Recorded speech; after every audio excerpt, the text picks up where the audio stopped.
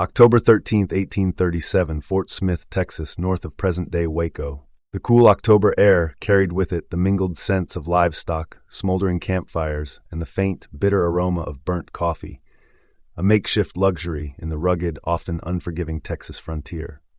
This was the backdrop to Fort Smith, a bastion of hope and protection for settlers, and the starting point for a journey that would plunge a group of Texas Rangers into one of the deadliest encounters of their careers. The Texas frontier in 1837 was not for the faint of heart. With the newly formed Republic of Texas barely a year old, the settlers who dared to call this land home were locked in a fierce struggle for survival. On one side, the remnants of Mexican influence lingered as a threat to the young nation's sovereignty. On the other, the indigenous tribes, long accustomed to living off and defending these lands, posed a challenge to the settlers' encroachment. Among these tribes, the Comanche stood as an unparalleled force, a tribe that epitomized the indomitable spirit of resistance and mastery of the vast Texas plains. On that October day, Lieutenant A.B. Van Ventussen and Captain William Eastland prepared to lead a small contingent of men out of Fort Smith. Clad in buckskin and armed with single-shot rifles and pistols, these men embodied the rugged independence of the Texas Rangers. Their mission was clear but perilous: to track down a Comanche raiding party responsible for stealing horses and spreading terror among the settlers. What lay ahead was a journey into hostile territory, a clash of cultures, and a test of survival. The genesis of the Texas Rangers. The Texas Rangers were born of necessity, forged in the crucible of a land fraught with conflict. Unlike traditional military units, the Rangers were a hybrid force, part law enforcement, part military, and entirely unconventional. Established in 1835, they were tasked with defending settlers from both Mexican forces and indigenous tribes. Their effectiveness stemmed not from formal military training, but from their adaptability, resourcefulness, and familiarity with the land. In the early days of the Rangers, their ranks were filled with volunteers who brought their own weapons, horses, and supplies. Their methods were unorthodox, their discipline informal, but their resolve was unshakable. They operated in small, mobile units, capable of pursuing raiding parties across vast distances and striking swiftly. This made them a formidable force against adversaries unaccustomed to such tactics. By 1837, the Rangers were still finding their footing as an institution. They had yet to develop the strategies and cohesion that would later define them. The men under Van Ventussen and Eastland were a mix of seasoned frontiersmen and relatively inexperienced recruits, united by a shared determination to protect their homes and families. The Comanche, Lords of the Plains. To understand the events leading to the Battle of Little Creek, one must first grasp the essence of the Comanche people. Emerging from the Shoshone in the early 18th century, the Comanche migrated southward, drawn by the opportunities of the Great Plains. Their encounter with horses, introduced by Spanish colonists, revolutionized their way of life. The Comanche became unparalleled horsemen, their skill and speed transforming them into the dominant power of the plains. The Comanche economy was deeply tied to raiding, which served both practical and cultural purposes. Horses, captives, and other spoils of war were integral to their society, and raids reinforced their warrior ethos. This made them both feared and respected by their adversaries. Their raids extended far beyond the Texas frontier, reaching into Mexico and other territories.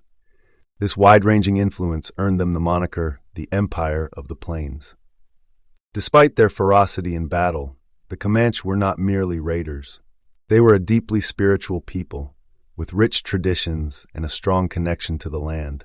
Their tactics in warfare were innovative, blending psychological warfare with superior mobility and precision. For settlers, facing the Comanche was not just a physical challenge but a mental one, as their reputation for brutality preceded them. The raids on the Colorado River. In early October 1837, a Comanche raiding party struck settlements along the Colorado River, stealing a significant number of horses. For the settlers, these raids were devastating. Horses were essential for transportation, agriculture, and defense, and their loss left communities vulnerable. Moreover, the psychological impact of the raids, marked by violence and the fear of future attacks, was profound. The Rangers at Fort Smith quickly mobilized in response. Lieutenant Van Ventusen and Captain Eastland assembled a force of 36 men. Their objective was twofold: to recover the stolen horses and to send a message that such incursions would not go unchallenged. The mission was fraught with danger. Pursuing the Comanche into their territory meant venturing into the heart of enemy lands, where the Rangers would be at a distinct disadvantage. The pursuit begins. The pursuit began on October 13th, with the Rangers following the trail left by the raiders. The signs were subtle: hoofprints in the soil, discarded items, and traces of campfires, but they told a story. The Rangers' ability to interpret these signs was crucial to their mission. It was a skill honed by years of living on the frontier, where survival often depended on reading the land. The journey was arduous. The Texas landscape was unforgiving, with its rugged hills, dense thickets, and vast plains. The Rangers had to contend with harsh weather, dwindling supplies, and the constant threat of ambush. Yet they pressed on, driven by a sense of duty and the knowledge that failure could embolden future raids. As the days turned into weeks, the pursuit took the Rangers deeper into Comanche territory. The landscape began to change, with the rolling hills giving way to the open expanses of the Great Plains. Here the Comanche held the advantage. The plains were their domain, a vast and featureless expanse where their speed and mobility could be fully utilized.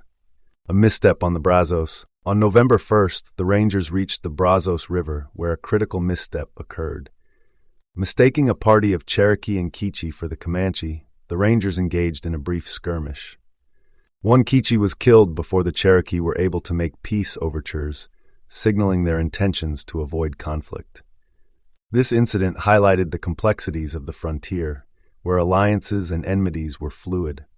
The Cherokee and K'iche', themselves victims of Comanche raids, harbored no love for the Rangers, but shared a common enemy. Once peace was established, they provided valuable information about the Comanche's movements. This cooperation, born of pragmatism rather than trust, underscored the intricate web of relationships on the frontier. Contact at the Trinity River. It was not until November 10th that the Rangers finally caught up with the Comanche raiding party near the Trinity River. The two groups spotted each other almost simultaneously. The Comanche, unaccustomed to being pursued so deep into their territory, were momentarily caught off guard. They quickly split their forces, with younger warriors driving the stolen horse herd north and seasoned warriors preparing to confront the Rangers. The Rangers, outnumbered and outmatched in mobility, dismounted and took up defensive positions near a small mound. Lieutenant Van Ventusen estimated the Comanche force at 150 warriors, 8 times the size of his own. The odds were daunting, and the Rangers knew that defeat would mean death, not just in battle, but through the brutal torture that often followed. The Battle of Little Creek. The initial Comanche charge was a testament to their prowess. Mounted warriors, armed with bows capable of firing multiple arrows per minute, descended upon the Rangers with terrifying speed and precision. The Rangers, armed with single-shot rifles and pistols, struggled to match the volume of fire. Yet, they held their ground, using the terrain to their advantage. The battle raged for over 2 hours, with the Rangers repelling wave after wave of attacks. The Comanche, led by a chief described as most splendidly mounted, pressed their advantage, but the Rangers' discipline and determination prevented a complete rout. Finally, a Texian marksman succeeded in killing the chief, a blow that had both tactical and spiritual implications. Among the Comanche, the death of a leader was seen as a sign that their medicine had failed, sowing doubt and hesitation among the warriors. The Comanche retreated, but the respite was brief. A second charge, led by a new chief, followed shortly after. This time, the Comanche employed a new tactic, setting fire to the grass around the Rangers' position. The smoke and flames forced the Rangers into a desperate counterattack, charging out of their defensive position and engaging the Comanche at close range. The Rangers' counterattack, though costly, succeeded in driving the Comanche into retreat. Of the original 36 men who set out from Fort Smith, only 8 returned. The Rangers had survived, but their victory came at a staggering cost. The battle underscored the challenges of fighting the Comanche and the steep learning curve the Rangers faced.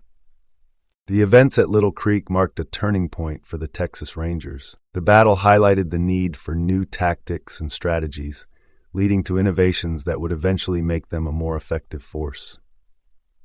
It also reinforced the harsh realities of frontier life, a world where survival often came down to sheer determination and the will to fight another day. For the Comanche, the battle was a reminder of the growing threat posed by Texian settlers and their armed defenders. Yet their resistance would continue for decades, a testament to their resilience and their unyielding commitment to their way of life. The Battle of Little Creek is more than just a historical footnote. It represents the collision of two worlds, each fighting for survival in a land of opportunity and conflict. For the Rangers, it was a crucible that forged their identity as a symbol of Texian perseverance. For the Comanche, it was one chapter in a long and storied history of resistance, a legacy that endures in the memory of their descendants. The echoes of that October clash still resonate today, a reminder of the complex and often painful history of the Texas frontier.